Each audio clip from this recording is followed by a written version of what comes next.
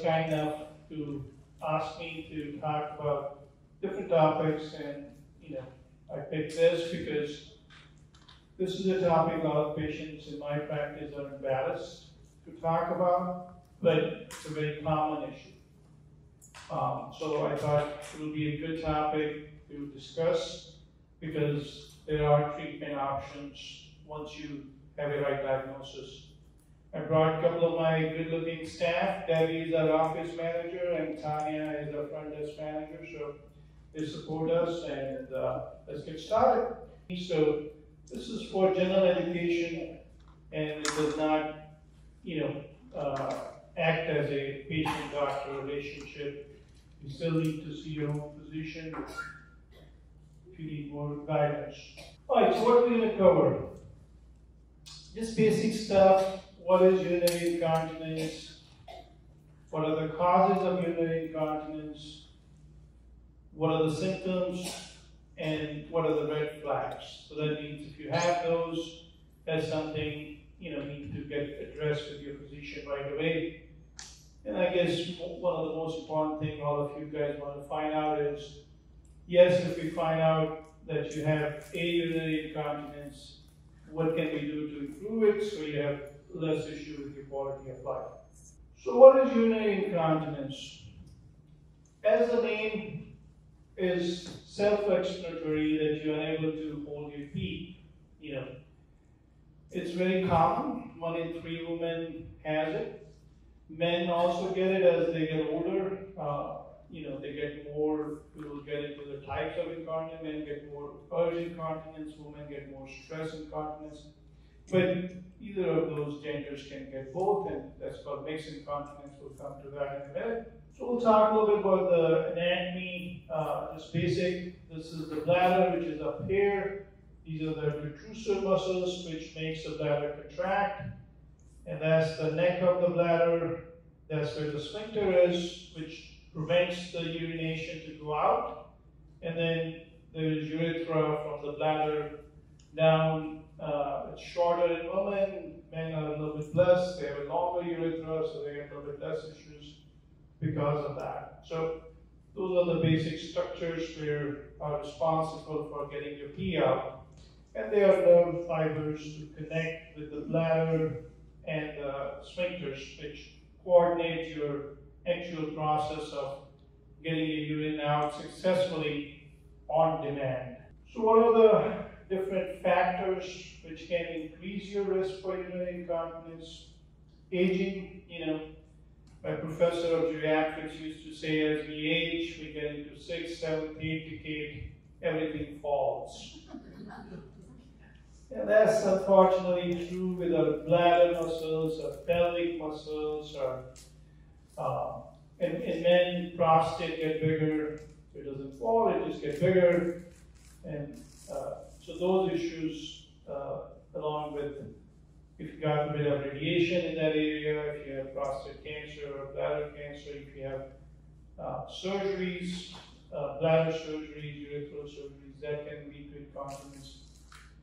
And then in women, as they go through changing life with menopause, there is less estrogen as the women go through changing life, and that makes the structure lax as well. The urethra, the lining become lax, and that can lead to incontinence. And women, unfortunately, whichever you want to look at it, goes through childbearing and the vaginal delivery. Just the pregnancy act by itself put pressure on the muscles, and if you have got a bit traumatic deliveries, that can rupture the sphincters and make you get incontinence. A woman has additional risk factors because of the hormonal changes and child delivery. People don't think about obesity as a factor, but if you think about if you have a lot of fat around your gut, what it does to the bladder. Think about it. If you have fat inside your belly, so if this is the bladder, this is the fat, it pushes it down. So it reduces the capacity of the bladder. So what are the signs and symptoms? So you start laughing, you start coughing, that can cause you to have stress incontinence. That means you can't control and you have accidents. So if you are a smoker in this room, by quitting smoking, you can reduce your incontinence by different ways. The smoking increases the acidity in the urine and irritates the bladder muscles, and that can cause incontinence. So there are 5 kinds of incontinence for technical reasons. The most common we have to deal on a day-to-day basis is the stress and the urge we just talked about. And then it could be mixed. That means it could be some portion stress, that means I'm doing jumping jack or coughing and I'm getting difficulty peeing or holding my urine. And also I'm not able to find a bathroom before I wet myself. So I can have a mix of those too. And it's all connected with the stability or activity of the muscles of the bladder and the coordination with the sphincter, which prevents it to leak. So, and I'll go in detail when I come to treatment. So, what are the other 2? Let's go quickly. They're not as common, but it could be a possibility. Not in this room, I see, but it's a possibility. So, typically, what happens when you want to pee, but there's no toilet next to it, you're where you are. So the brain says, hey, hold on. So the brain tells the urethra, the sphincter, tighten it up.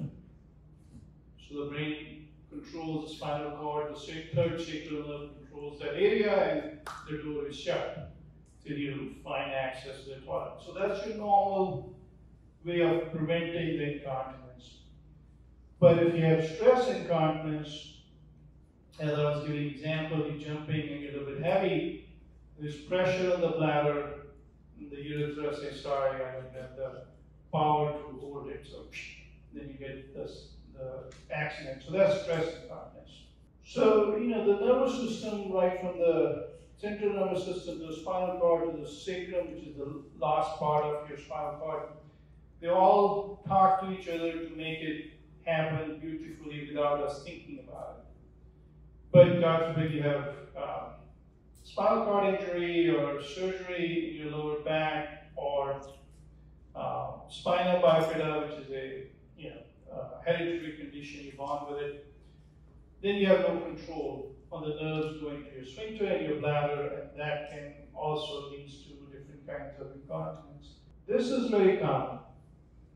So you can see this is only happen in men. The prostate, as men age, get bigger. Not that it becomes cancerous, it's just become bigger.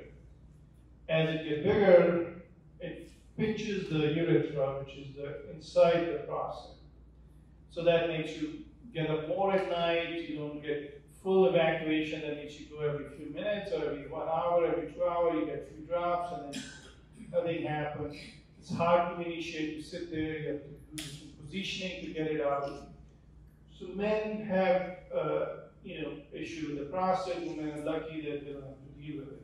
So you probably heard about pelvic floor a lot in recent times because there are physical therapists who specialize now in pelvic floor exercises. Pelvic floor is right here. And that controls or helps control your, preventing you to have accidents like this young lady had, both in the urination as well as in your anal sphincter, your stool. So the pelvic floor exercises, and I'll come to that in a minute, is one of the best methods in preventing, or once you have it, to help you with the stress incontinence.